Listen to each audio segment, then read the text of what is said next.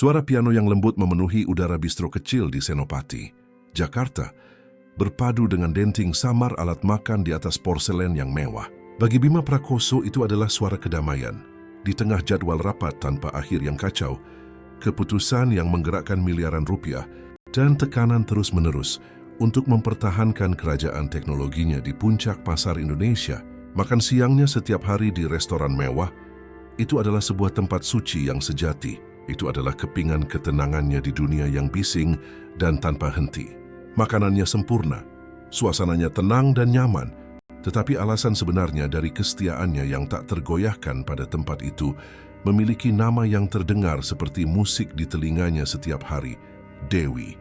Sebagai catatan, jika Anda menyukai cerita emosional seperti ini, silakan subscribe ke channel kami. Komentari juga dari mana Anda menonton video ini.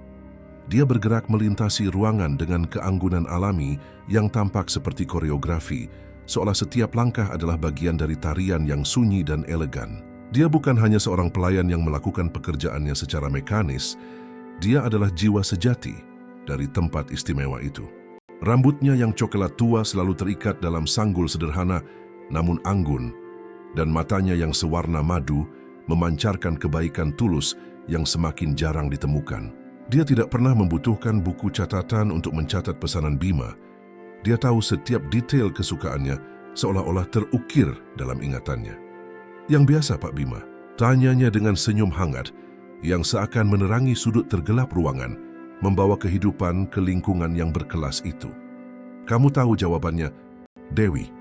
Ini adalah bagian terbaik dari hariku, jawabnya dengan tulus, segera merasakan ketegangan yang menumpuk di pundaknya, mulai menghilang seperti kabut di bawah sinar matahari pagi. Pesanannya selalu filet mignon dengan saus monster Dijon. Medium rare persis seperti yang dia suka, ditemani gratin kentang yang renyah di luar dan lembut di dalam. Dan selalu segelas besar anggur merah rumahan, anggur merah Australia yang dia temukan di sana dan telah menjadi favorit absolutnya. Percakapan di antara mereka singkat dan profesional, tetapi syarat dengan keakraban nyaman yang melampaui hubungan pelanggan dan pelayan sederhana. Dia dengan tulus bertanya tentang harinya, menunjukkan minat nyata pada jawabannya, dan dia bertanya tentang harinya, ingin tahu apakah semuanya baik-baik saja. Apakah sekolah kuliner yang dia ikuti di malam hari berjalan sesuai rencana. Itu adalah pulau-pulau kecil normalitas dan kemanusiaan yang berharga dalam kehidupannya yang luar biasa dan seringkali sepi di puncak. Dewi tidak melihatnya sebagai Bima Prakoso dari sampul majalah bisnis dan ekonomi, si jenius muda yang membangun kerajaan teknologi bernilai miliaran rupiah sebelum usia 35 tahun. Baginya dia hanyalah Bima, pelanggan ramah di meja nomor 7, yang menghargai bistiknya yang disiapkan dengan cara yang sangat spesifik dan yang selalu memiliki kata-kata ramah untuk dibagikan. Dan dia pada gilirannya melihat dalam dirinya seseorang yang benar-benar nyata dan otentik, seseorang yang senyumnya tidak untuk dijual dengan harga berapapun, dan yang kebaikannya adalah hadiah tulus, bukan formalitas yang diperhitungkan atau penuh pamrih. Namun, kedamaian yang lezat dan memulihkan ini terganggu secara brutal sebulan sekali, seperti jam yang menandai janji yang tidak diinginkan. Tradisi itu tidak berubah dan tidak perlu dipertanyakan lagi. Makan malam bulanan wajib dengan tunangannya Laura dan orang tuanya, Jan van Dijk dan Elemike. Pemandangannya persis sama, bistro elegan yang sama yang sangat dia cintai di siang hari, tetapi suasananya berubah total ketika mereka tiba. Udara yang sebelumnya ringan dan ramah seperti pelukan, menjadi padat dan berat, syarat dengan formalitas yang menyesakkan dan harapan tak terucap yang menggantung di atas meja seperti awan gelap. Hal pertama yang selalu diperhatikan Bima adalah ketidakhadiran Dewi yang menyakitkan. Pada makan malam khusus itu, dia tidak pernah hadir. Pelayanannya selalu dilakukan oleh pelayan lain, seorang pria parubaya bernama Pak Agus. Efisien dan sopan, tetapi sama sekali tidak memiliki kehangatan manusiawi dan hubungan tulus yang dibawa Dewi secara alami. Bima pernah bertanya tentangnya, didorong oleh rasa ingin tahu dan mungkin oleh keinginan bawah sadar untuk melihat wajah yang familiar itu. Dia libur. Pak, jawab pelayan Pak Agus singkat dan langsung mengakhiri pembicaraan bahkan sebelum bisa berkembang. Tampaknya kebetulan yang sangat tidak mungkin. bahwa dia selalu libur tepat pada malam yang sama setiap bulan, tetapi Bima yang tenggelam dalam kecemasannya untuk menyenangkan keluarga barunya dan menyesuaikan diri dengan dunia yang canggih itu, membiarkannya berlalu begitu saja tanpa mempertanyakan lebih dalam. Laura Van Dijk adalah perwujudan sempurna dari keanggunan dan kemewahan Eropa yang ditransplantasikan ke Jakarta. Cantik dengan cara yang hampir tidak nyata, berbudaya fasih dalam 4 bahasa, dengan senyum menawan yang bisa melucuti seluruh pasukan dan menaklukkan hati siapapun. Bima sangat mencintainya, atau setidaknya sangat mencintai gagasan romantis tentang dirinya yang telah dia bangun di benaknya selama 2 tahun hubungan mereka. Dia menyukai cara yang tepat, di mana dia tampak melengkapi kehidupannya yang sukses dengan sempurna.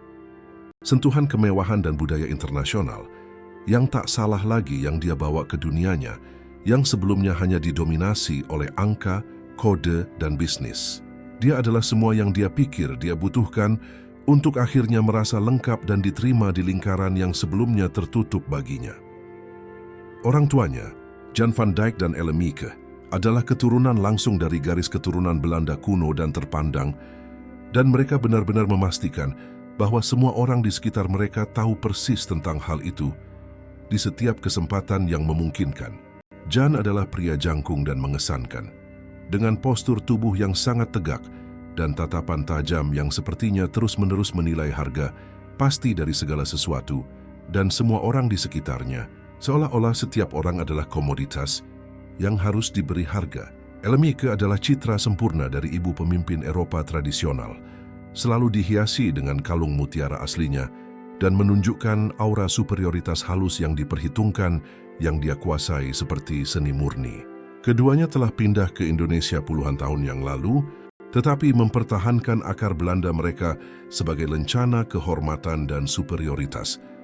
Dan kemudian, tak terhindarkan, dimulailah tontonan nyata yang berulang setiap bulan seperti pertunjukan teater yang dilatih.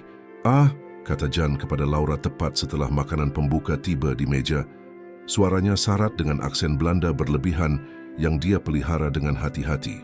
"Aku baru ingat cerita menarik tentang sepupu Willem kita di Den Haag. Dat is ongelooflijk. Fijn liefje." Dan begitu saja, seperti tirai besi yang diturunkan secara tiba-tiba, bahasa asing itu turun dengan deras ke atas meja, menciptakan penghalang tak terlihat namun tak tertembus. Percakapan kemudian mengalir cepat dalam bahasa Belanda yang melodius dan cepat, meninggalkan Bima benar-benar terisolasi dan tersesat, seperti orang asing di mejanya sendiri. Dia tidak mengerti sepatah kata pun dari bahasa yang terdengar begitu indah, tetapi telah menjadi simbol pengucilannya. Yang bisa dia lakukan hanyalah tersenyum paksa, menganggukkan kepala secara mekanis ketika tampak pantas, dan berusaha mati-matian untuk menguraikan bahasa tubuh mereka, untuk mencari petunjuk tentang apa yang mereka diskusikan dengan begitu bersemangat. Dia melihat dengan jelas tatapan penuh arti yang terus-menerus dipertukarkan antara ketiga anggota keluarga itu. Dia melihat senyum tertahan dan penuh teka-teki Ellemieke, yang sepertinya menyembunyikan rahasia, gerakan ekspansif dan teatrikal Jan, saat dia menceritakan kisah-kisahnya yang tak berujung, dan tawa halus dan jernih Laura yang menggema seperti musik di telinganya, tetapi sekarang membawa nada pengucilan. Mereka tidak hanya mengobrol tentang basa-basi keluarga seperti yang selalu ditekankan Laura.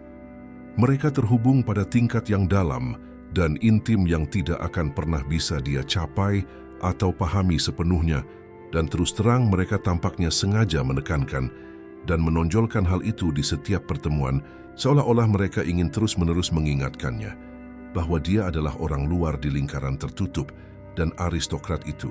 Itu adalah cara yang halus namun sangat efektif untuk menempatkannya di tempatnya, untuk mengingatkannya bahwa terlepas dari semua kekayaan dan kesuksesan bisnisnya, dia masih hanya putra seorang pedagang sederhana dari kampung, seseorang yang menghasilkan uang, tetapi tidak akan pernah memiliki kemewahan dan budaya sejati yang datang dengan garis keturunan Eropa selama berabad-abad.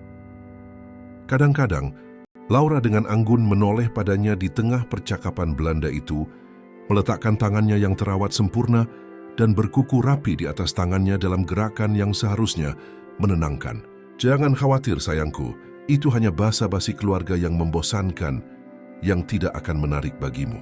Papa hanya bercerita lama tentang sebuah perkebunan yang dimiliki oleh kakek buyutku.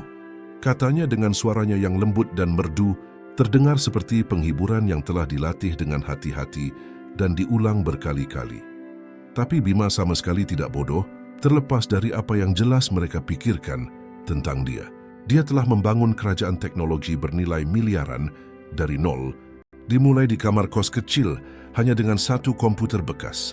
Mendasarkan semua kesuksesan luar biasanya pada kemampuannya yang tajam dan hampir naluriah untuk membaca orang dengan akurasi bedah, untuk memahami motivasi tersembunyi, dan untuk menguraikan situasi kompleks di balik fasad yang dibangun dengan hati-hati.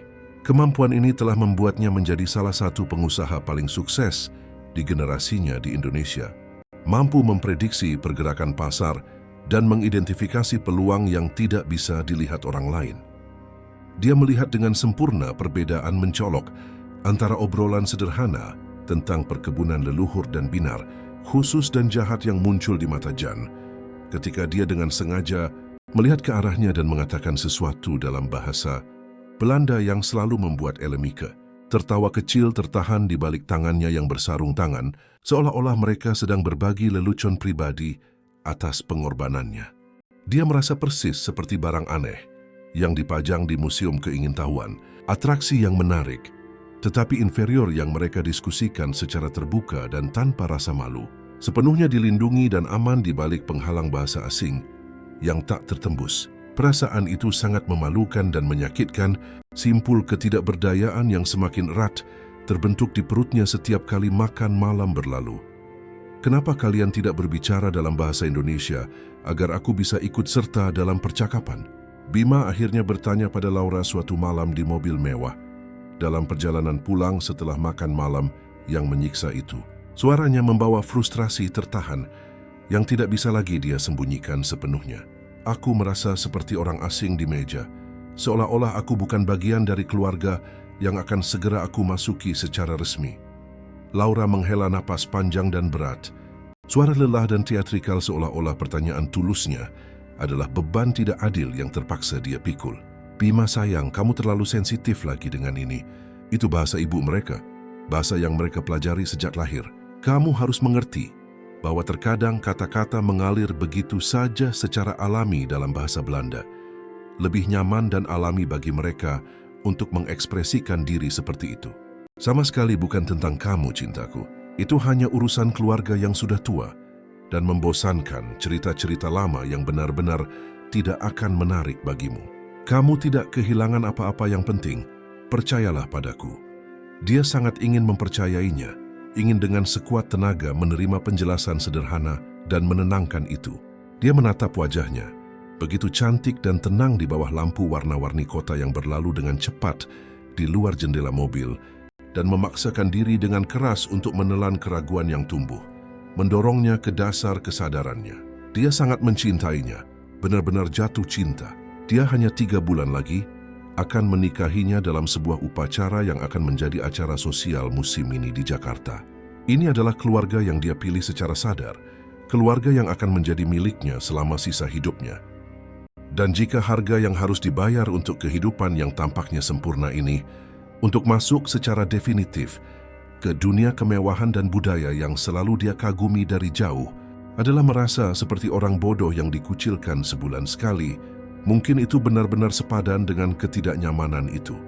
Setidaknya itulah yang dia katakan pada dirinya sendiri berulang kali, mencoba meyakinkan diri, sementara gema tawa dalam bahasa Belanda masih bergema terus-menerus di telinganya, seperti pengingat yang konstan dan menyakitkan bahwa di meja khusus itu, di lingkaran tertutup dan eksklusif itu, dia adalah dan mungkin akan selalu menjadi orang asing yang tidak diinginkan. Seseorang yang ditoleransi karena kebutuhan, tetapi tidak pernah benar-benar diterima sebagai setara. Bulan-bulan berlalu dengan berat, setiap makan malam bulanan menjadi semakin sulit untuk ditanggung daripada sebelumnya. Bima mulai merasakan perasaan yang semakin mengganggu di lubuk perutnya setiap kali tanggal itu mendekat di kalender, semacam ketakutan yang diantisipasi yang membuatnya gelisah pada hari-hari sebelumnya. Dia tahu persis apa yang akan datang, percakapan yang tidak bisa dipahami yang mengucilkannya sepenuhnya, tatapan yang tidak bisa dia tafsirkan, tetapi tampaknya syarat dengan makna tersembunyi, perasaan menyesakan karena dihakimi dan dianggap tidak memadai, menurut standar yang bahkan tidak dia pahami sepenuhnya. Dan yang terburuk dari semuanya adalah melihat Laura, wanita yang dia cintai dengan sepenuh hati, dan dengan siapa dia berencana menghabiskan sisa hidupnya, berpartisipasi aktif dalam dinamika eksklusif itu, tanpa menunjukkan ketidaknyamanan atau rasa malu sedikit pun, seolah-olah itu adalah hal yang paling alami di dunia untuk membiarkannya benar-benar tersisih. Tapi hidup terus berjalan tanpa henti, bisnis terus menuntut semua perhatiannya di siang hari, dan Bima menemukan perlindungan yang diperlukannya dalam makan siang harian di bistro kecil di Senopati. Di sana, dalam kebersamaan yang sunyi namun menenangkan dengan Dewi, dia bisa bernapas lega lagi, dia bisa menjadi dirinya sendiri tanpa topeng atau kepura-puraan. Dia tidak pernah bertanya tentang kehidupan pribadinya secara invasif, tidak pernah mendesak untuk detail intim, tetapi ada sesuatu di matanya yang penuh perhatian dan sensitif, dalam senyumnya yang tulus dan hangat, yang membuatnya merasa dipahami dan diterima apa adanya, tanpa perlu membuktikan nilai atau kemewahannya terus-menerus. Suatu hari, ketika dia meletakkan hidangan favoritnya dengan hati-hati di atas meja dengan ketepatan halus yang menjadi ciri semua gerakannya, Bima memperhatikan ekspresi berbeda di wajahnya, sesuatu yang tidak bisa dia identifikasi sepenuhnya, tetapi tampak seperti campuran aneh antara kekhawatiran dan keraguan. "Apakah semuanya baik-baik saja, Dewi?"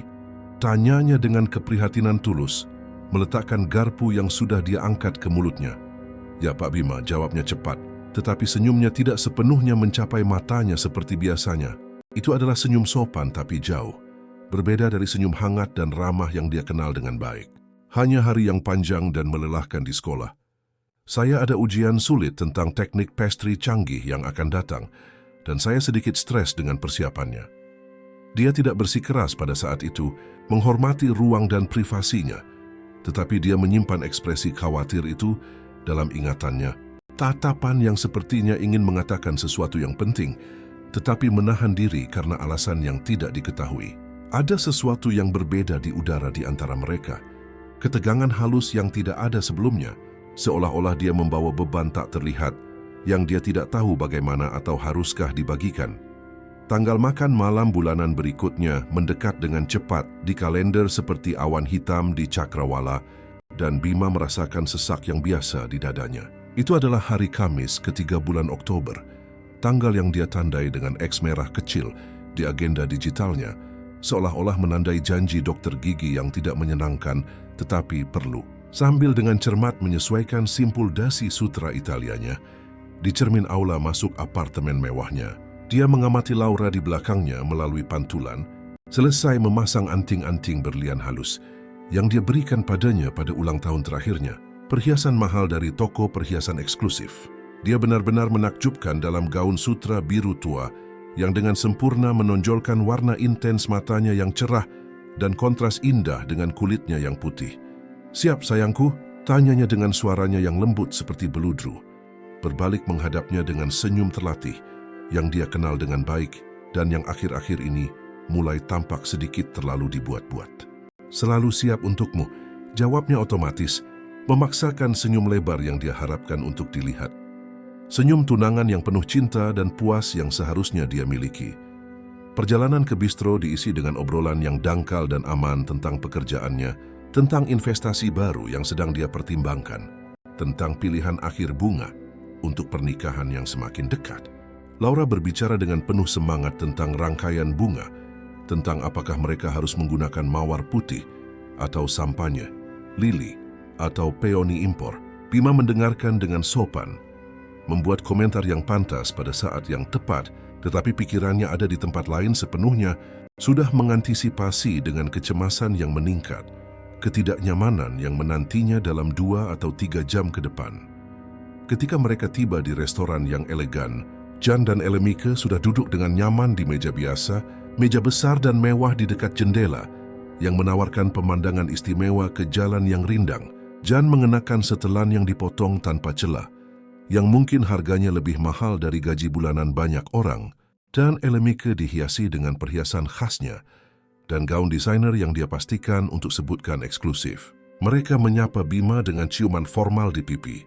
Jenis sapaan Eropa yang selalu membuatnya sedikit tidak nyaman, tidak tahu persis berapa banyak ciuman yang harus diberikan, atau ke sisi mana harus memalingkan wajah terlebih dahulu. Bima, mon cher, bagaimana bisnis? Jan bertanya dalam bahasa Indonesia, tetapi dengan aksen kental yang tidak pernah hilang bahkan setelah puluhan tahun tinggal di Indonesia, seolah-olah berusaha berbicara bahasa Indonesia dengan sempurna tidak pantas bagi seseorang dengan posisinya. Jabat tangannya terlalu kuat, hampir agresif, seolah-olah dia terus-menerus mencoba membuktikan sesuatu tentang kejantanan atau kekuasaannya. Sangat baik, Jan. Kami baru saja menutup kemitraan penting dengan perusahaan perangkat lunak Eropa yang akan memperluas kehadiran internasional kami secara signifikan, jawab Bima sopan. Mengambil tempatnya di meja dengan gerakan yang terlatih. Dia segera menyadari, seperti yang selalu dia sadari, bahwa Dewi tidak ada di ruangan malam itu. Sebagai gantinya, pelayan Pak Agus segera muncul dengan menu dan daftar anggur, mempertahankan ekspresi profesional dan netral, yang tidak pernah mengungkapkan apapun selain efisiensi mekanis. Pesanan dibuat dengan kemegahan biasa. Jan memastikan untuk menunjukkan pengetahuannya yang mendalam tentang anggur Prancis saat dia memilih sebotol Bordeaux mahal yang akan dibayar Bima tanpa berkedip di akhir malam. Begitu makanan pembuka tiba dengan hati-hati di meja, ritual yang sudah diharapkan dan ditakuti dimulai. Elemike mencondongkan tubuh ke arah Laura, menyentuh lengannya dengan ringan dengan keakraban eksklusif itu, dan mulai berbicara dalam bahasa Belanda dengan cepat. Suaranya memperoleh kegembiraan yang jarang dia tunjukkan ketika berbicara bahasa Indonesia, seolah-olah bahasa ibunya melepaskan sesuatu yang tertekan di dalam dirinya. Laura menjawab dalam bahasa yang sama, dan segera Jan bergabung dalam percakapan yang hidup, menciptakan lingkaran kata-kata yang tidak bisa dipahami yang tak tertembus, yang membuat Bima benar-benar terisolasi sekali lagi. Dia memandang dari satu ke yang lain, mencoba terlihat tertarik dan terlibat, tersenyum samar ketika tampak pantas, menganggukkan kepala pada saat-saat yang dia bayangkan sebagai jeda alami dalam percakapan. Tetapi di dalam, simpul frustrasi dan penghinaan yang biasa tumbuh secara progresif di perutnya, semakin menekan setiap menit yang berlalu dalam pengucilan yang disengaja itu.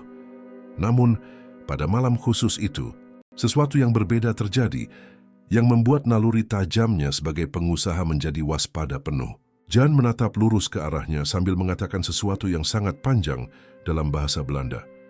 Dan baik Elemike maupun Laura tertawa terbahak-bahak, tawa yang menggema di seluruh restoran yang elegan. Itu bukan tawa sopan atau tertahan, tetapi tawa yang tulus dan tak terkendali, jenis yang membuat mata berair dan menuntut orang tersebut untuk memegang perut. Dan yang terburuk dari semuanya adalah bahwa mereka bertiga memandang Bima segera setelah itu dengan senyum yang tampak syarat, dengan makna tersembunyi, yang tidak bisa dia tafsirkan tetapi jelas tidak positif. Bima merasakan wajahnya memanas hebat, pipinya memerah bukan hanya karena malu, tetapi juga karena kemarahan yang meningkat, yang jarang dia biarkan muncul ke permukaan. Mereka membicarakannya, itu benar-benar jelas dan tak terbantahkan sekarang. Itu bukan cerita tentang perkebunan leluhur atau sepupu jauh di desa-desa Belanda yang indah. Itu adalah lelucon tentang dia, komentar yang mengejeknya, pengamatan kejam yang dilindungi oleh penghalang bahasa yang tidak dia kuasai. Apa yang begitu lucu? Tanyanya langsung. Suaranya keluar lebih keras dan lebih tajam dari yang dia maksudkan, memecah suasana ceria meja secara tiba-tiba. Laura berkedip beberapa kali, seolah-olah dia sejenak lupa bahwa dia ada di sana duduk bersama mereka, dan dengan cepat memasang kembali senyum manis dan menenangkan yang dia gunakan setiap kali dia perlu menenangkannya. Oh sayangku, Papa hanya menceritakan kisah lucu tentang insiden lucu yang terjadi ketika dia masih muda di Amsterdam. Kesalahpahaman konyol di stasiun kereta api yang hampir membuatnya ketinggalan kereta penting. Bukan apa-apa, sungguh. Kamu tidak akan menganggapnya begitu lucu. Itu salah satu hal yang hanya masuk akal jika kamu tahu konteks budaya lengkapnya. Tapi Bima sama sekali tidak yakin. Dia melihat dengan jelas pertukaran pandangan cepat antara ketiga anggota keluarga Komunikasi diam-diam yang dikembangkan orang-orang yang sangat dekat selama bertahun-tahun. Kode nonverbal yang menyampaikan pesan lengkap tanpa perlu kata-kata. Ada sesuatu yang sangat salah dengan seluruh situasi itu. Sesuatu yang jauh melampaui obrolan keluarga sederhana dalam bahasa ibu. Naluri bisnisnya. Naluri yang sama yang memperingatkannya ketika ada sesuatu yang tidak beres dalam negosiasi yang rumit atau ketika seseorang mencoba menipunya dalam kontrak jutaan dolar, berteriak semakin keras di dalam dirinya, menuntut perhatian. Sisa makan malam berlalu dalam kabut yang tidak nyaman dan tegang. Bima nyaris tidak menyentuh makanannya yang luar biasa. Makanan yang dalam keadaan lain akan dia hargai sepenuhnya. Perutnya terlalu mual, terlalu sesak, dengan campuran beracun dari kemarahan yang tertahan, penghinaan yang meningkat, dan kecurigaan yang mengganggu yang tidak bisa lagi dia abaikan sepenuhnya. Dia mengamati Laura dengan perhatian baru, mencari tanda-tanda yang mungkin sebelumnya dia lewatkan karena dibutakan oleh gairah. Cara dia menyentuh lengan ibunya dengan begitu intim saat mereka tertawa bersama, mendengar lelucon Belanda itu. Cara matanya berbinar ketika Jan membuat komentar yang sangat bersemangat. Kemudahan alami di mana dia beralih di antara dua bahasa, seolah-olah itu adalah dua dunia yang sama sekali terpisah. Dan dia hanya milik salah satunya, dunia yang lebih rendah dan kurang menarik. Ketika mereka akhirnya meninggalkan restoran setelah 3 jam, tanpa akhir yang terasa seperti selamanya, Bima lelah secara emosional, terkuras dari semua energi. Laura mengucapkan selamat tinggal kepada orang tuanya dengan ciuman hangat dan lama, masih bertukar beberapa kata cepat dalam bahasa Belanda yang tidak bisa dia tangkap sepenuhnya, tetapi terdengar seperti kombinasi rahasia atau komentar terakhir tentang malam itu. Di mobil selama perjalanan pulang, dia mencoba meraih tangannya seperti biasa, gerakan keintiman dan koneksi yang seharusnya menghiburnya. Tetapi Bima dengan lembut menepisnya, mengklaim bahwa dia perlu memegang kemudi lebih erat karena lalu lintas malam Jakarta yang padat. "Kamu baik-baik saja, sayang?" tanyanya dengan keprihatinan yang tampaknya tulus, berbalik untuk menatapnya dengan mata besar dan ekspresif yang selalu berhasil melucutinya. "Kamu terlalu pendiam malam ini. Apakah terjadi sesuatu saat makan malam yang mengganggumu? Kita bisa bicara tentang apa saja, kamu tahu itu. Aku hanya lelah, Laura. Ini minggu yang sangat intens di tempat kerja. Banyak keputusan penting dan pertemuan yang menegangkan. Bohongnya dengan mudah, menjaga matanya tetap tertuju pada jalan di depan, pada lampu merah dan kuning yang bercampur dalam lalu lintas padat. Tetapi di dalam pikirannya bekerja dengan panik, menganalisis setiap detail malam itu, setiap pandangan yang dipertukarkan, setiap tawa yang dibagikan, setiap kata dalam bahasa Belanda yang telah mengucilkannya sepenuhnya dari keluarga masa depannya sendiri. Keesokan harinya, Bima tiba di bistro untuk makan siangnya yang biasa dengan beban yang lebih berat di dadanya daripada biasanya. Malam sebelumnya telah meninggalkan bekas luka yang dalam, dan dia tidak bisa tidur nyenyak, menghabiskan berjam-jam menatap langit-langit kamar, sementara Laura tidur nyenyak di sampingnya, sama sekali tidak menyadari badai pikiran dan keraguan yang memenuhi pikirannya yang gelisah. Ketika dia memasuki suasana restoran yang akrab dan ramah, dia segera melihat Dewi, dan sesuatu di wajahnya menegaskan bahwa dia juga mengalami malam yang sulit. Ada lingkaran hitam samar di bawah matanya yang biasanya cerah, dan ekspresinya membawa beban yang langsung dia kenali sebagai kekhawatiran yang mendalam. Dia membimbingnya ke meja biasanya, meja nomor 7 yang praktis disediakan untuknya setiap hari, tetapi kali ini dia tidak mengajukan pertanyaan biasa tentang pesanannya. Sebaliknya, dia ragu-ragu di samping meja. Tangannya meremas-remas buku catatan kecil yang dibawanya, meskipun dia tahu dia tidak akan pernah perlu menggunakannya untuk pesanannya. "Pak Bima," dia memulai dengan suara rendah dan mendesak, hampir berbisik sehingga hanya dia yang bisa mendengar. "Saya perlu sekali berbicara dengan Bapak tentang sesuatu yang sangat penting. Sesuatu yang telah saya amati selama berbulan-bulan dan saya tidak bisa lagi menyimpannya dalam diam. Bahkan jika saya berisiko kehilangan pekerjaan saya karenanya." Bima merasakan jantungnya berdebar kencang, aliran adrenalin mengalir ke seluruh tubuhnya. "Ada apa, Dewi?" tanyanya, menunjuk ke kursi kosong di depannya sebagai undangan yang jelas baginya untuk duduk. "Silakan duduk. Jika ini penting, maka kita perlu bicara dengan benar." Dia melihat sekeliling ruangan dengan cepat, memeriksa apakah ada karyawan lain atau manajer yang mengawasi, dan kemudian dengan cepat duduk di ujung kursi, seolah-olah dia siap untuk bangkit dan lari kapan saja jika perlu. Saya tidak tahu persis bagaimana memulainya, dan mungkin saya benar-benar salah dan membuat kesalahan besar dengan mencampuri kehidupan pribadi pelanggan. Katanya cepat, kata-katanya keluar terburu-buru karena kecemasan yang jelas. Tapi saya tidak akan bisa hidup dengan diri saya sendiri jika saya tidak mengatakan apa-apa. Dan kemudian mengetahui bahwa saya bisa membantu menghindari sesuatu yang mengerikan. Pak Bima, makan malam bulanan yang Bapak adakan di sini bersama tunangan Bapak dan orang tuanya, saya telah mengamati mereka sejak lama, meskipun bukan saya yang melayani Anda pada malam-malam itu. Bima merasakan hawa dingin menjalari tulang punggungnya. Semua bulu di tubuhnya berdiri seketika. Lanjutkan tolong, katanya dengan suara serak. Tiba-tiba sangat yakin bahwa dia akan mendengar sesuatu yang akan mengubah segalanya. Sesuatu yang akan mengkonfirmasi semua kecurigaan samar dan mengganggu yang telah tumbuh di dalam dirinya seperti tanaman beracun. Dewi menarik napas dalam-dalam, jelas mengumpulkan semua keberaniannya untuk melanjutkan percakapan yang bisa mengorbankan pekerjaan dan reputasi profesionalnya yang dibangun dengan susah payah selama bertahun-tahun. Saya fasih berbahasa Belanda, Pak Bima, ungkapnya. Dan kata-kata itu menimpanya seperti seember air es di tengah musim panas yang terik, membuat setiap saraf di tubuhnya waspada seketika.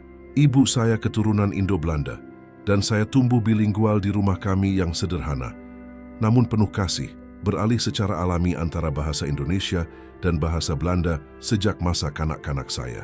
Dia mengajari saya bahasa itu dengan segala kasih sayang dan perhatian terhadap detail, bersikeras agar saya tetap berhubungan dengan akar budayanya meskipun berada jauh dari Belanda. Saya mengerti sepenuhnya setiap kata yang mereka ucapkan di makan malam bulanan itu. Dan apa yang saya dengar bulan demi bulan, Pak, membuat saya sangat terganggu dan marah dengan cara yang tidak bisa lagi saya abaikan dengan hati nurani yang baik. Mereka tidak hanya mengobrol tentang basa-basi keluarga atau cerita lama kerabat jauh seperti yang selalu diklaim tunangan Bapak dengan begitu meyakinkan. Mereka berbicara tentang Bapak secara langsung, mendiskusikan karakteristik pribadi Bapak, kebiasaan Bapak, kepribadian Bapak, dan bukan dengan cara yang penuh kasih sayang, hormat, atau bahkan netral seperti yang diharapkan dari keluarga yang benar-benar peduli pada seseorang. Dunia Bima terasa miring berbahaya di bawah kakinya, seolah-olah lantai restoran yang kokoh telah berubah menjadi pasir hisap. Dia mencengkeram tepi meja secara naluriah, jari-jarinya memutih karena kekuatan cengkeramannya. Apa sebenarnya yang mereka katakan? Suaranya keluar tegang, dikendalikan dengan susah payah, tetapi dia bisa merasakan kemarahan mulai mendidih di nadinya, seperti lahar yang akan meletus dari gunung berapi. Dewi memalingkan muka sejenak, jelas tidak nyaman menjadi pembawa berita yang begitu menghancurkan, tetapi kemudian menatap matanya lagi dengan tekad baru. Mereka memanggil Bapak dengan berbagai sebutan tidak sopan dan kejam dalam bahasa Belanda. Pak, istilah-istilah yang saya tidak ingin terjemahkan secara harfiah, tetapi pada dasarnya berarti mereka menganggap Bapak bodoh, tidak berbudaya, tidak berkelas. Jan sering membuat lelucon tentang asal-usul Bapak yang sederhana, tentang bagaimana Bapak hanyalah orang kaya baru, OKB, tanpa kemewahan sejati, seseorang yang punya uang tetapi tidak memiliki pendidikan atau garis keturunan priayi, bangsawan. Dia meniru aksen Bapak, ekspresi Bapak, cara Bapak memegang alat makan. Elemika tertawa dan berkomentar tentang betapa biasa keluarga Bapak. Bagaimana orang tua Bapak hanyalah pedagang sederhana tanpa perbedaan sosial apapun.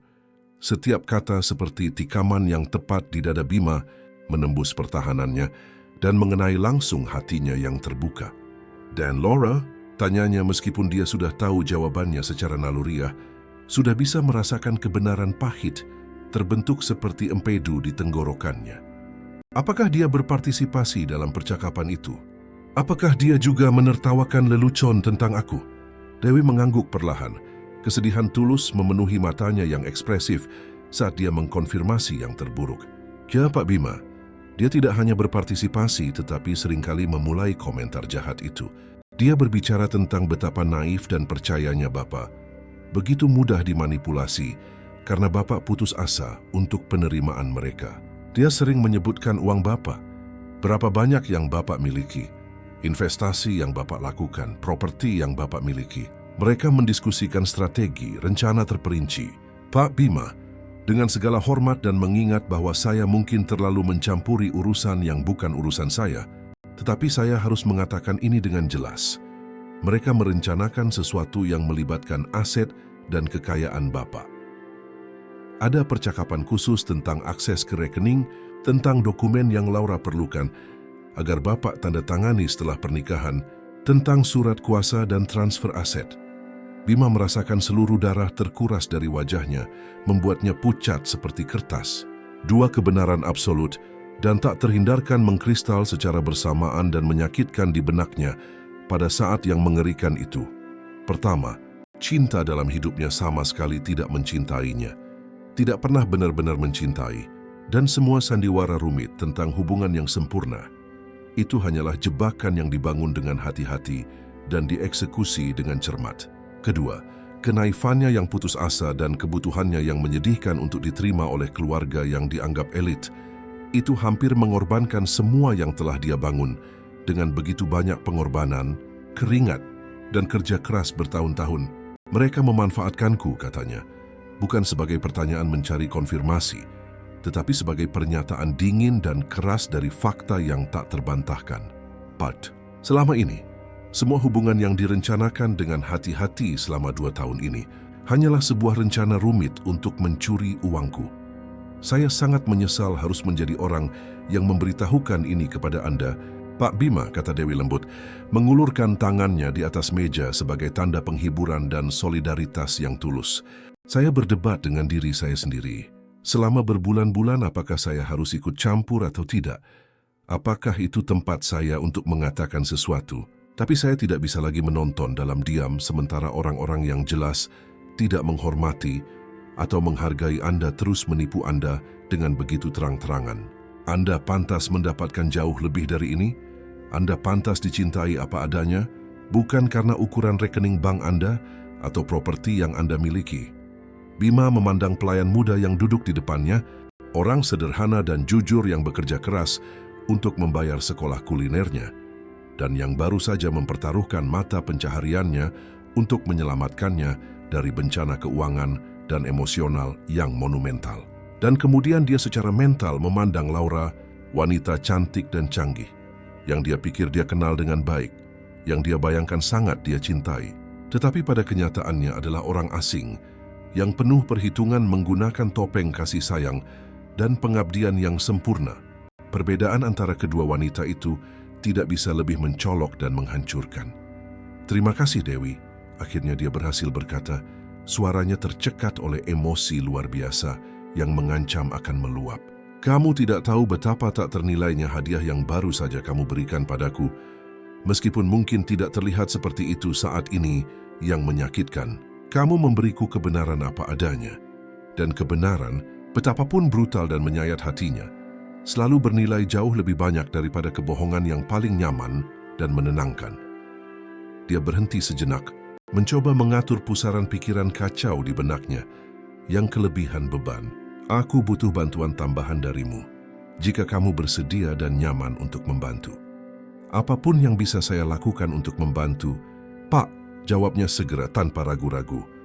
Pada makan malam bulanan berikutnya, tepat 3 minggu dari sekarang, aku ingin kamu ada di sini bekerja, bahkan jika itu bukan giliran kerjamu malam itu. Aku akan membutuhkan saksi terpercaya yang mengerti bahasa Belanda dengan sempurna. Seseorang yang bisa mendengar dengan jelas apa yang mereka katakan dan yang bisa mengkonfirmasi semuanya nanti jika diperlukan. Apakah kamu bersedia melakukan itu untukku? Bahkan jika itu berarti mengubah jadwal kerjamu. Dewi tidak ragu sedetik pun. Saya akan ada di sini, Pak Bima. Anda bisa mengandalkan saya sepenuhnya. Dan Pak, tambahnya suaranya syarat dengan tekad kuat yang tidak dia duga. Jika Bapak membutuhkan saya untuk bersaksi secara formal tentang apa yang telah saya dengar selama beberapa bulan terakhir ini, untuk memberikan kesaksian resmi jika perlu. Saya akan melakukannya juga tanpa berpikir dua kali. Apa yang mereka lakukan sangat salah dan kejam di semua tingkatan yang memungkinkan. Bima mengangguk penuh terima kasih, merasakan gelombang kelegaan bercampur dengan rasa sakit yang tajam dari pengkhianatan yang baru ditemukan. Untuk pertama kalinya dalam bertahun-tahun, sejak dia bertemu Laura di acara gala amal, di mana dia benar-benar memesonanya dengan kecantikan dan kecerdasannya yang tampak, dia membiarkan dirinya melihat dengan jelas melalui ilusi yang dibangun dengan hati-hati. Dan apa yang dia lihat itu jelek, kotor dan penuh perhitungan, dengan cara yang membuatnya mempertanyakan penilaiannya sendiri dan kemampuannya untuk membaca orang dengan benar. Bagaimana dia yang selalu bangga dengan intuisi bisnisnya yang tajam bisa begitu buta dalam kehidupan pribadinya? Bagaimana dia membiarkan keinginannya yang putus asa untuk penerimaan sosial dan kesepiannya yang mendalam membuatnya menjadi mangsa yang begitu mudah dan rela? 3 minggu berikutnya adalah yang tersulit dalam seluruh hidup Bima sampai saat krusial itu. Dia harus melanjutkan rutinitas normalnya, seolah-olah tidak ada yang berubah secara fundamental, seolah-olah seluruh dunianya tidak dijungkirbalikkan sepenuhnya oleh wahyu yang menghancurkan itu. Dia harus terus menjadi tunangan yang penuh perhatian dan penuh gairah. Dia harus tersenyum ketika Laura berbicara dengan penuh semangat tentang persiapan akhir pernikahan, yang sekarang dia tahu pasti tidak akan pernah terjadi. Dia harus berpura-pura tertarik secara tulus ketika dia menunjukkan sampel kain untuk taplak meja atau foto rangkaian bunga rumit yang harganya mahal, padahal yang sebenarnya dia inginkan adalah segera mengkonfrontasinya dan melihat topeng sempurna itu akhirnya jatuh mengungkapkan orang yang sebenarnya penuh perhitungan di baliknya. Setiap ciuman yang dia berikan terasa beracun sekarang. Setiap kata manis terdengar palsu di telinganya yang waspada dan curiga. Dia mengamati setiap gerakannya dengan mata kritis baru, mencari inkonsistensi yang sebelumnya dia abaikan secara buta karena terlalu jatuh cinta untuk melihat. Cara dia selalu mengubah topik pembicaraan ketika dia bertanya tentang detail spesifik masa kecilnya atau tentang teman-teman lama. Cara dia menghindari memperkenalkannya kepada orang-orang dari masa lalunya, selalu dengan alasan yang meyakinkan tentang jarak atau kehilangan kontak. Ketergelinciran kecil sesekali dalam cerita rumitnya tentang keluarga. Detail yang tidak pas dengan sempurna tetapi selalu dia abaikan sebagai penyimpangan ingatan yang normal. Sekarang semuanya masuk akal secara mengerikan dan mengganggu, seperti potongan-potongan teka-teki gambar yang mengerikan, akhirnya menyatu untuk mengungkapkan gambar yang dia lebih suka tidak lihat. Tapi Bima adalah ahli strategi yang brilian. Bukan kebetulan dia membangun sebuah kerajaan dari nol, menghadapi pesaing yang jauh lebih mapan dan kuat. Dia tahu dia membutuhkan bukti nyata dan tak terbantahkan. Bukan hanya kata-kata Dewi meskipun dia mempercayainya sepenuhnya.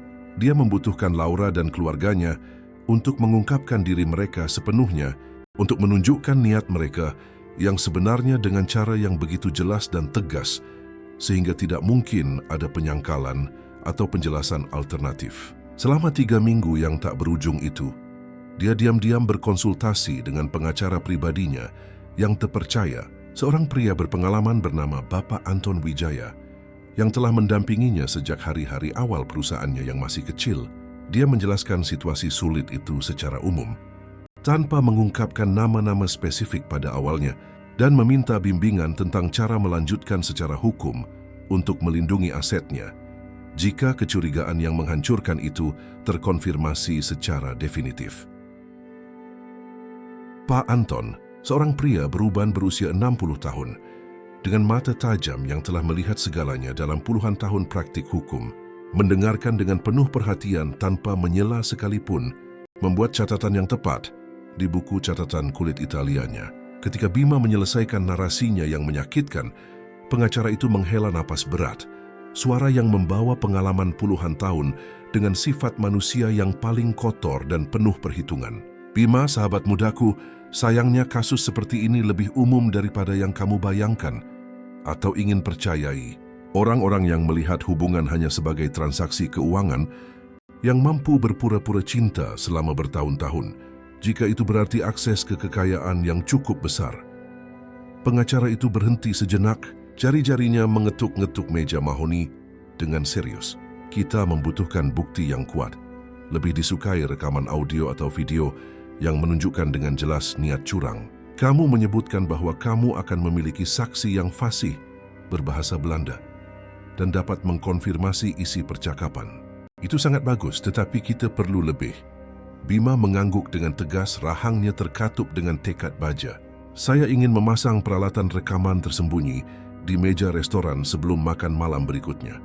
Apakah mungkin melakukannya secara legal, menghormati semua undang-undang privasi, tetapi tetap mendapatkan bukti yang dapat digunakan? Pak Anton merenung dengan hati-hati. Jari-jarinya saling bertautan di bawah dagunya saat dia mempertimbangkan implikasi hukum yang rumit. Di Indonesia, merekam percakapan diizinkan ketika salah satu pihak yang terlibat menyetujuinya. Anda akan hadir di meja, jadi secara teknis Anda adalah salah satu pihak dalam percakapan, meskipun Anda tidak mengerti bahasa yang digunakan. Saya dapat berargumen secara hukum bahwa Anda memiliki alasan yang masuk akal untuk mencurigai adanya tindakan curang dan bahwa Anda melindungi kepentingan sah Anda. Selain itu, kita akan menyewa penerjemah tersumpah independen untuk menerjemahkan rekaman secara resmi, memberi mereka validitas hukum penuh di pengadilan jika diperlukan. Saya juga menyarankan agar Anda memiliki setidaknya satu saksi tambahan, seseorang yang sangat terpercaya, yang dapat mengkonfirmasi nanti bahwa rekaman itu tidak diubah atau dimanipulasi dengan cara apapun. Maka, pada malam yang menentukan di hari Kamis ketiga, Bima tiba di bistro 1 jam sebelum waktu yang dijadwalkan untuk makan malam. Dewi sudah ada di sana menunggu, mengenakan seragamnya yang rapi tetapi dengan ekspresi tegang yang mengungkapkan kegugupannya. Bersamanya ada seorang teknisi yang tidak mencolok yang direkomendasikan oleh Pak Anton, seorang pria kecil dan pendiam, yang dengan cepat memasang mikrofon kecil dan praktis tak terlihat di bawah meja. Tersembunyi dengan ahli di antara ukiran dekoratif kayu yang dikerjakan, sistem itu akan mengirimkan semuanya ke perekam aman di ruang pribadi di belakang restoran, di mana Pak Anton sendiri akan hadir selama makan malam, memantau dan mendokumentasikan semuanya dengan cermat. Semuanya sudah siap. Pak Bima, teknisi itu memberitahu dengan suara rendah, menyimpan peralatan khususnya. Kualitas audionya akan jernih, akan menangkap bahkan bisikan yang paling samar sekalipun. Saya sudah menguji sistem 3 kali untuk memastikan berfungsi dengan sempurna. Tidak ada kemungkinan kegagalan teknis. Bima berterima kasih dengan anggukan kepala. Tenggorokannya tiba-tiba sangat sesak untuk berkata-kata.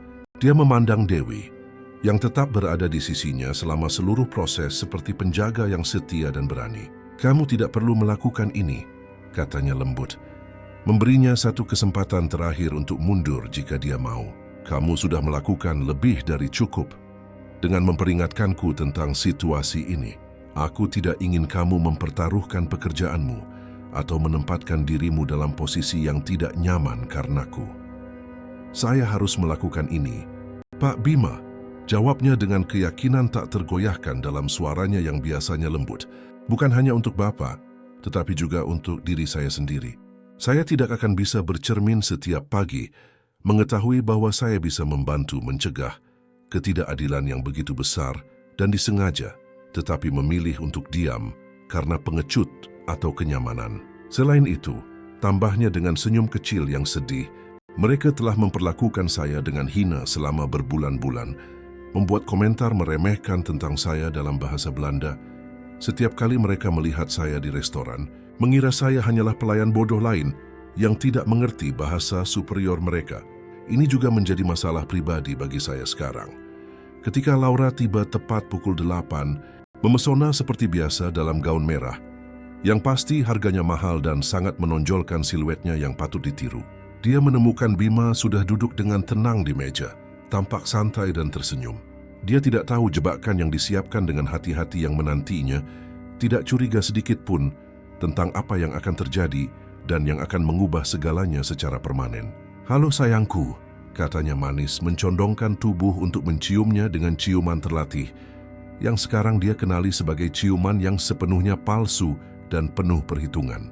"Kamu baik-baik saja?" Kelihatannya sedikit tegang. "Apakah harimu berat di kantor?" Hanya lelah, sayang. Bohongnya dengan mudah. Membalas senyumnya dengan senyuman yang dia harap tampak cukup tulus agar tidak menimbulkan kecurigaan. Banyak pertemuan berturut-turut dan keputusan penting yang harus diambil. Tapi sekarang aku di sini bersamamu. Dan sebentar lagi orang tuamu akan tiba. Jadi semuanya sempurna seperti biasa. Jan dan Elemike tiba beberapa menit kemudian, tepat waktu seperti biasa, membawa serta aura superioritas aristokrat yang khas yang sekarang dilihat Bima dengan jelas apa adanya. Kesombongan kosong dari orang-orang yang hidup, dari kejayaan, masa lalu leluhur yang telah meninggal berabad-abad lalu dan yang mungkin tidak mencapai sesuatu yang signifikan atas jasa mereka sendiri sepanjang hidup para Sid. Mereka, sapaan formal dipertukarkan, komentar dangkal tentang cuaca dan lalu lintas Jakarta dibuat, dan kemudian muncullah pesanan yang rumit. Bima memperhatikan Dewi mendekat untuk mencatat dan merasakan gelombang terima kasih yang mendalam untuk wanita pemberani yang mempertaruhkan begitu banyak untuk orang asing, untuk pelanggan sederhana yang hampir tidak dia kenal selain dari makan siang yang ramah dan percakapan singkat. Dia mempertahankan ekspresi profesional dan netralnya dengan sempurna, sama sekali tidak mengungkapkan badai yang akan segera melanda meja yang tertata apik itu. Begitu dia menjauh dengan diam-diam dengan pesanan yang dicatat, tontonan yang akrab, dan sekarang tampak menyeramkan dimulai. Jan hanya menunggu sampai makanan pembuka tiba sebelum beralih ke Laura dan mulai berbicara dalam bahasa Belanda. Suaranya syarat dengan kegembiraan khusus yang sekarang diakui Bima sebagai kedengkian yang terselubung. Tapi kali ini Bima sudah siap. Kali ini, setiap kata ditangkap dan direkam dengan kejelasan sempurna. Kali ini, tidak ada cara untuk menyangkal atau menjelaskan dengan cara alternatif apa yang sedang dikatakan. Dan Bima mendengarkan melalui lubang suara kecil yang tersembunyi yang ditekankan oleh Pak Anton. Untuk dia gunakan terhubung ke penerjemah waktu nyata, setiap kata beracun ditranskripsikan secara instan ke dalam bahasa Indonesia. Dengan suara mekanis namun dapat dimengerti dengan sempurna. Dia mendengar Jan berkomentar sinis tentang betapa menyedihkannya Bima dalam kebutuhannya yang putus asa akan pengakuan sosial, betapa mudahnya memanipulasinya dengan senyum palsu, dan pujian kosong tentang perusahaan atau pencapaian bisnisnya. Dia mendengar Elemike menambahkan dengan nada meremehkan yang terselubung bahwa dia tidak sabar untuk memiliki akses ke rekening banknya setelah pernikahan, bahwa mereka akhirnya bisa hidup dalam gaya mewah yang benar-benar pantas mereka dapatkan sebagai keturunan aristokrasi Belanda, meskipun aristokrasi itu sepenuhnya dibuat-buat. Dia secara khusus menyebutkan sebuah penthouse yang ingin dia beli di Amsterdam dengan uangnya, perjalanan bulanan ke Eropa dengan kelas 1, perhiasan dan pakaian desainer eksklusif yang selalu dia inginkan tetapi tidak pernah mampu dia bayar dengan sumber daya terbatas yang sebenarnya mereka miliki. Dan kemudian dia mendengar Laura. Laura kesayangannya yang dia bayangkan dia kenal begitu dekat setelah 2 tahun bersama, tertawa terbahak-bahak dan berkata dengan nada meremehkan yang tajam dan kekejaman yang mengejutkan bahwa dia seperti anak anjing yang patuh dan terlatih, begitu berterima kasih atas perhatian atau kasih sayang apapun yang dia berikan padanya, sehingga dia akan melakukan apa saja yang diminta tanpa bertanya, termasuk menandatangani surat kuasa dan dokumen hukum yang rumit tanpa membaca dengan benar, karena dia mempercayainya secara buta dengan kenaifan yang hampir seperti anak kecil.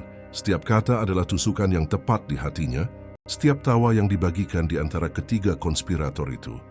Seperti garam yang digosokkan pada luka terbuka dan berdarah, setiap komentar kejam mengkonfirmasi semua yang dikatakan Dewi dan menghancurkan setiap kenangan indah yang dia pikir telah dia bangun dengan wanita itu dalam beberapa tahun terakhir hidupnya. Bima merasakan sesuatu putus secara definitif di dalam dirinya, seperti tali yang ditarik terlalu kencang, yang akhirnya putus dengan bunyi yang terdengar.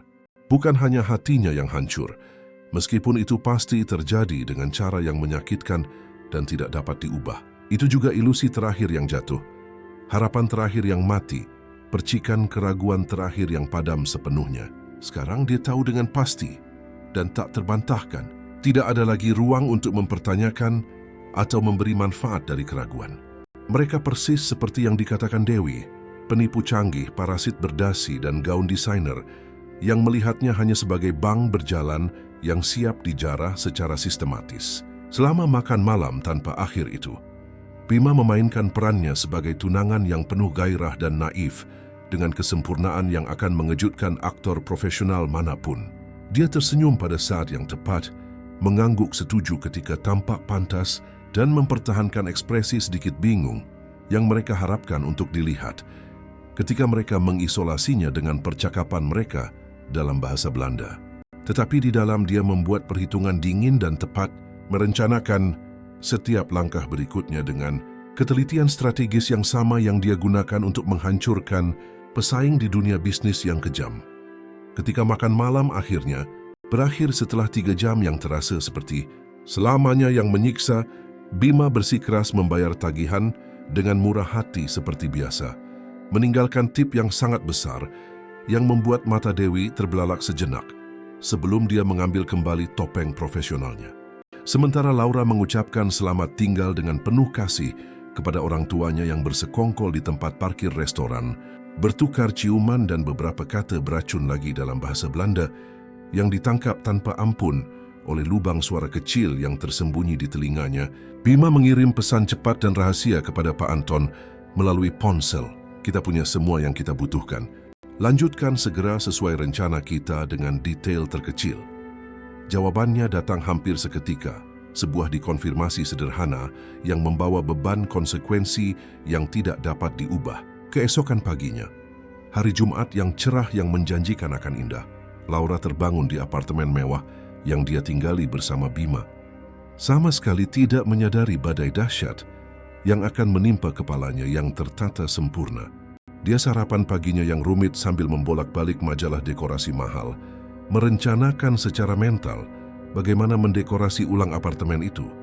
Dengan uangnya segera setelah mereka menikah secara resmi dan dia memiliki akses hukum penuh ke keuangannya. Bima, panggilnya manis dari kamar, bisakah kamu ke sini sebentar? Aku ingin kamu melihat beberapa pilihan bulan madu yang telah aku pilih. Aku bingung antara Santorini dan Maladewa. Keduanya seperti surga, tapi aku tidak bisa memutuskan sendiri. Bima masuk ke kamar dengan tenang, mengenakan setelan tanpa celah seperti biasa, tetapi membawa tas kerja kulit yang tidak dia kenali segera. Ada sesuatu yang berbeda dalam ekspresinya, sesuatu yang dingin dan jauh di matanya, yang biasanya menatapnya dengan pemujaan penuh dan tanpa syarat. Laura, kita perlu bicara tentang sesuatu yang sangat penting dan mendesak, katanya. Suaranya tanpa emosi yang terlihat, benar-benar netral dan profesional. Duduklah tolong. Ini akan memakan waktu cukup lama dan membutuhkan perhatian penuh dan tak terbagi darimu. Dia sedikit mengernyitkan dahi, kerutan kecil kebingungan muncul di antara alisnya yang dicabut sempurna. Tetapi, menurut dengan patuh, duduk di tepi tempat tidur dengan gaun sutra yang dia pakai untuk tidur, dan yang harganya lebih mahal dari gaji bulanan kebanyakan orang. Apa yang terjadi, sayang? Kamu membuatku takut dengan nada yang begitu serius dan formal. Apakah terjadi sesuatu yang serius di tempat kerja? Ada masalah dengan investor atau pemegang saham? Ini bukan tentang pekerjaan. Jawabnya tenang, membuka tas kerja secara metodis dan mulai mengeluarkan dokumen yang diatur dalam urutan yang tepat. Ini tentang kita, atau lebih tepatnya, tentang sandiwara rumit yang kamu dan keluargamu yang terkasih telah lakukan terhadapku selama 2 tahun terakhir hidupku. Dia meletakkan lembar pertama di atas tempat tidur di antara mereka. Ini adalah transkripsi resmi lengkap, dibuat oleh penerjemah tersumpah bersertifikat dari percakapan yang kamu lakukan dengan orang tuamu tadi, malam saat makan malam, ketika kalian pikir aku sama sekali tidak mengerti apa yang kalian katakan dalam bahasa Belanda. Wajah Laura langsung memucat, semua darah terkuras dari pipinya yang merah jambu, memperlihatkan pucat pasi seperti mayat. Matanya terbelalak ngeri saat dia mengambil dokumen itu dengan tangan yang mulai gemetar hebat. Bima, aku bisa jelaskan sepenuhnya. Dia memulai dengan putus asa, suaranya naik 1 oktav penuh. Kamu tidak mengerti konteks lengkap dari percakapan ini. Kamu menafsirkan semuanya dengan cara yang sama sekali salah dan menyimpang. Aku mengerti dengan sempurna. Potongnya dingin, suaranya tajam seperti baja yang ditempa. Aku telah memahami setiap kata beracun, setiap komentar kejam, Setiap rencana kotor selama berbulan-bulan berkat Dewi. Pelayan yang kalian perlakukan dengan begitu hina dan yang fasih berbahasa Belanda karena ibunya Indo-Belanda. Dia memberitahuku segalanya beberapa minggu yang lalu. Tadi malam hanyalah untuk mendapatkan bukti yang tak terbantahkan dan sah secara hukum. Dia meletakkan lebih banyak dokumen di tempat tidur secara sistematis. Ini adalah rekaman audio dari semua makan malam selama 3 bulan terakhir. Diperoleh secara legal karena aku hadir sebagai bagian dari percakapan. Ini adalah kesaksian formal yang ditandatangani dan diakui dari Dewi tentang semua yang dia dengar. Kalian katakan tentang aku selama seluruh hubungan palsu kita. Dan ini, tambahnya dengan kepuasan pahit yang tidak coba dia sembunyikan, adalah analisis terperinci yang dibuat oleh akuntan forensiku tentang keuangan sebenarnya dari keluargamu yang tampaknya aristokrat. Laura mencoba mengambil kertas-kertas itu, tetapi tangannya gemetar begitu hebat sehingga hampir jatuh ke lantai marmer. Bima melanjutkan tanpa henti, suaranya mempertahankan nada profesional dan jauh yang dia gunakan dalam negosiasi sulit. Kalian bukan keturunan aristokrasi Belanda, seperti yang selalu kalian klaim dengan bangga. Orang tua kalian adalah keturunan imigran biasa yang datang ke Indonesia pada tahun 60-an, melarikan diri dari utang yang cukup besar di Belanda. Seluruh cerita tentang perkebunan leluhur dan properti di Den Haag ini sepenuhnya dibuat-buat, fantasi murni yang rumit. Ayahmu bekerja sebagai penjual asuransi, biasa-biasa saja selama bertahun-tahun sebelum pensiun dini, karena skema yang dipertanyakan yang masih dianalisis secara rinci oleh penyelidikku. Ibumu tidak pernah bekerja 1 hari pun sepanjang hidup dewasanya. Kalian hidup dari penampilan yang dijaga dengan hati-hati dan utang kartu kredit yang terus bertambah yang nyaris tidak bisa kalian bayar bunganya setiap bulan. Itu tidak benar, protes Laura lemah. Air mata mulai mengalir di wajahnya, yang sekarang tanpa riasan apapun untuk menyembunyikan ketidaksempurnaannya. Matanya, yang sebelumnya begitu indah dan ekspresif, tampak kecil dan merah saat maskara luntur. Kamu percaya pada orang asing, dan penyelidik mahal alih-alih percaya pada wanita yang kamu cintai dan yang akan menikahimu dalam beberapa minggu. Aku mencintai ilusi, koreksi Bima keras, setiap kata berat seperti timah. Mencintai seseorang yang tidak pernah benar-benar ada. Karakter rumit yang kamu mainkan dengan sangat baik selama 2 tahun penuh. Selamat atas penampilan luar biasamu, Laura. Kamu harus serius mempertimbangkan karir di teater dramatis. Kamu punya bakat sejati untuk berpura-pura emosi yang tidak kamu rasakan. Tapi sandiwara rumit itu telah berakhir secara definitif sekarang. Dia meletakkan set terakhir kertas di tempat tidur. Ini adalah dokumen resmi pembatalan pernikahan kita. Para vendor sudah semua diberitahu dan diberi kompensasi finansial atas ketidaknyamanannya. Cincin pertunangan yang sangat mahal, yang harganya lebih mahal dari yang didapat banyak orang selama bertahun-tahun. Aku ingin kembali segera, dan kamu punya waktu tepat 48 jam untuk mengeluarkan barang-barangmu sepenuhnya dari apartemen ini sebelum kuncinya diganti. Dan sistem keamanan diprogram ulang. Laura menatapnya dengan campuran syok yang menghancurkan, kemarahan yang meningkat, dan keputusasaan mutlak. Dia jelas mencari kata-kata, argumen yang bisa membalikkan situasi bencana itu. Tetapi untuk pertama kalinya dalam hidup manipulatifnya, dia tampak benar-benar kehabisan akal atau strategi. Kamu benar-benar akan membuang semua yang kita bangun bersama hanya karena beberapa percakapan pribadi yang disalahartikan. Dia mencoba untuk terakhir kalinya. Suaranya tercekat tetapi dengan nada marah yang muncul. Karena seorang pelayan iri yang jelas ingin mengambil tempatku dalam hidupmu. Bima tertawa, tetapi itu adalah suara yang sama sekali tanpa humor atau kegembiraan, suara pahit dan tajam. Kita tidak membangun apa-apa bersama, Laura. Kamu membangun jebakan rumit, dan aku cukup bodoh untuk jatuh ke dalamnya karena dibutakan oleh kesepian dan keinginan putus asa untuk penerimaan sosial.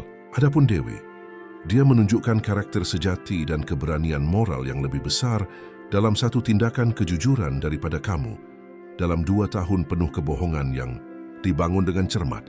Sekarang tolong mulailah berkemas. Pengacaraku akan menghubungimu dan orang tuamu tentang konsekuensi hukum potensial dari percobaan penipuan.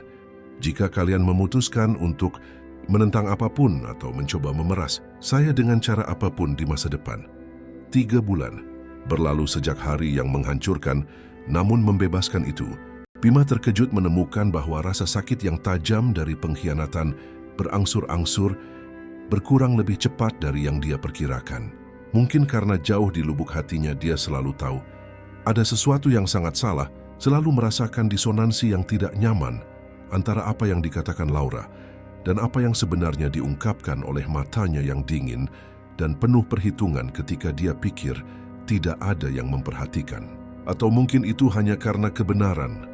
Betapapun menyakitkannya pada awalnya, selalu lebih mudah untuk diproses dan diatasi daripada hidup tenggelam dalam kebohongan yang menenangkan, yang pada akhirnya akan terbukti lebih merusak. Dia menghabiskan waktu dengan fokus intens pada pekerjaannya, terjun ke proyek-proyek baru yang ambisius, dan memperluas perusahaannya ke pasar internasional yang selalu ingin dia jelajahi tetapi tidak pernah menemukan waktu. Malam-malamnya diisi bukan dengan acara sosial yang kosong dan makan malam yang menyiksa, tetapi dengan buku-buku yang selalu ingin dia baca, film-film klasik yang belum pernah dia tonton, dan bahkan kursus bahasa Belanda yang ironisnya sekarang dia ambil atas kemauannya sendiri, bukan karena kewajiban sosial atau kebutuhan akan penerimaan. Dan setiap hari, tanpa kecuali dia makan siang di bistro kecil di Senopati. Tapi sekarang hubungan antara dia dan Dewi telah berubah secara halus dan tidak dapat diubah. Dia masih profesional dan penuh perhatian.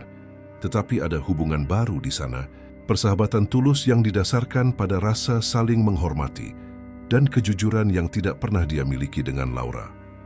Mereka berbicara tentang buku dan film, tentang impian dan ambisi masa depan, tentang kehidupan secara umum, dan secara bertahap. Bima menyadari bahwa dia sangat menantikan makan siang itu, bukan karena makanannya yang luar biasa, tetapi karena kebersamaannya. Cara matanya berbinar ketika dia berbicara dengan penuh semangat tentang hidangan baru yang sedang dia pelajari untuk disiapkan di sekolah. Cara dia tertawa tulus mendengar leluconnya, tanpa mengukur apakah itu cukup canggih. Itu adalah saat-saat sederhana, otentik sama sekali tanpa tipu muslihat atau permainan psikologis. Dan untuk pertama kalinya dalam bertahun-tahun, Bima merasa benar-benar bahagia, benar-benar damai dengan dirinya sendiri dan pilihan hidupnya. Akhir cerita para pendengar yang terkasih, kami sangat berharap bahwa kisah Bima dan keberanian Dewi yang mengesankan telah menyentuh hati Anda secara mendalam dan mungkin bahkan membuat Anda merenungkan pentingnya kebenaran dan keaslian dalam hidup kita. Jika Anda tersentuh oleh narasi yang menarik tentang pengkhianatan yang terungkap ini, tentang keberanian tak terduga dari orang-orang sederhana, dan tentang penebusan yang datang ketika kita akhirnya membuka mata untuk melihat kenyataan, maka jangan lupa untuk subscribe ke channel kami di YouTube. Dukungan Anda sangat penting agar kami dapat terus menghadirkan cerita-cerita unik dan menawan seperti ini setiap hari. Berikan like Anda pada video ini jika ceritanya berdampak pada Anda. Dan yang lebih penting lagi, datanglah ke kolom komentar untuk berbagi dengan kami refleksi dan pengalaman Anda. Pernahkah Anda mengalami situasi di mana Anda menemukan bahwa orang-orang terdekat bukanlah seperti yang terlihat? Bagaimana Anda menghadapi wahyu yang menyakitkan itu? Komentar Anda tidak hanya membantu channel ini tumbuh dan menjangkau lebih banyak orang, tetapi juga menciptakan komunitas di mana kita semua bisa belajar dari pengalaman satu sama lain. Setiap hari kami menghadirkan cerita-cerita baru yang mengeksplorasi secara mendalam kompleksitas kehidupan yang menakjubkan, cinta sejati versus cinta palsu, pengkhianatan dan pengampunan, keberanian untuk melakukan apa yang benar meskipun itu sulit. Jangan lewatkan konten menarik kami berikutnya. Aktifkan lonceng notifikasi untuk diberitahu setiap kali cerita baru dipublikasikan. Dan jika Anda sangat menyukai narasi tentang Bima dan Dewi ini, kami memiliki playlist khusus dengan cerita-cerita yang sama. Menariknya tentang kesempatan kedua, tentang penemuan yang mengubah hidup, dan tentang orang-orang biasa yang melakukan hal-hal luar biasa berani. Temukan playlist itu di channel ini, dan selami lebih banyak narasi yang akan membuat Anda merenung, terharu, dan mungkin melihat dunia dari perspektif yang sedikit berbeda. Terima kasih banyak telah menemani kami dalam perjalanan emosional hari ini. Kehadiran Anda di sini membuat semua perbedaan. Sampai jumpa di cerita berikutnya. Dan selalu ingat, kebenaran mungkin menyakitkan pada awalnya, tetapi selalu lebih baik daripada menjalani kebohongan yang nyaman, yang pada akhirnya akan runtuh dengan cara yang lebih merusak. Jaga diri Anda dan sampai jumpa.